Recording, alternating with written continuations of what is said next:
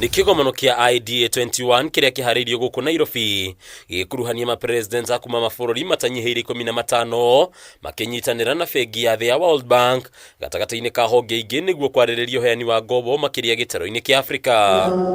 President William RUTO ũrĩa ũgomithanĩtie gĩikaro gĩkĩ atongoria harĩ kwarĩrĩria gĩtarũ kia Afrika hakĩorota honge cia kĩmabũrũri cia gũkombithania mbeca kumana na kũhatagĩrĩria mabũrũri ma Afrika ũheani-inĩ wa ngombo ici. Long-term concessional financing is vital, as many Africans and other developing nations face severe debt crisis.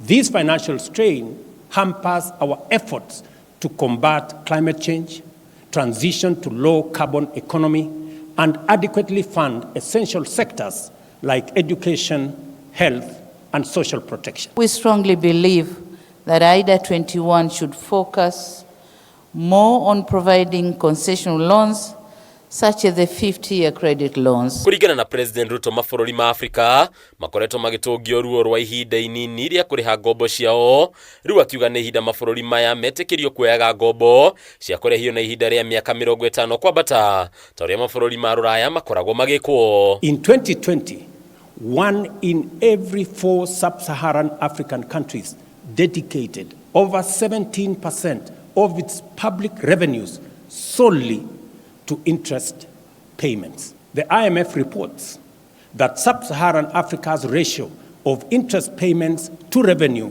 has more than doubled in a decade, reaching nearly 4 times that of advanced economies by the end of 2022. As a result, over half of IDA recipients today face debt distress or are at a high risk of debt distress. Ningĩ mabũrũri ma Afrika nĩ matetetie mũigana wa njoherera iria marĩhagio harĩ ngombo iria moya, kũrĩa marĩhagio njoherera cia igũrũ iria magwetete atĩ itigĩte mabũrũri maingĩ hatĩka-inĩ ya kũremererwo nĩguo ciĩrĩha. High interest rates lead to unsustainable sovereign debt, complicate refinancing, and destabilize our currencies.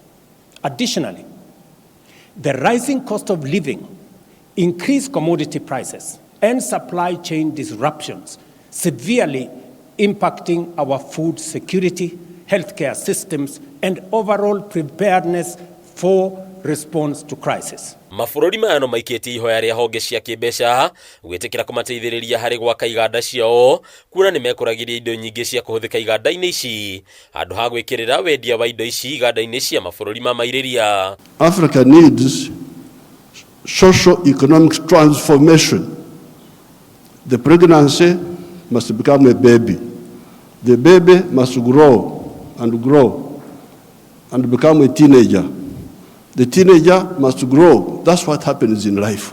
Gĩtarũ gĩkĩ no kĩgwetetwo gũkorwo na ũhoti mũnene wa kwĩrũgamĩrĩra kĩmbeca, atongoria mangĩtĩkĩra kũhĩmbĩria ũtongoria mũkinyanĩru o hamwe na ũramati mwega wa kĩgĩna kĩa mũingĩ. The World Bank and its people believe that the answer is clear.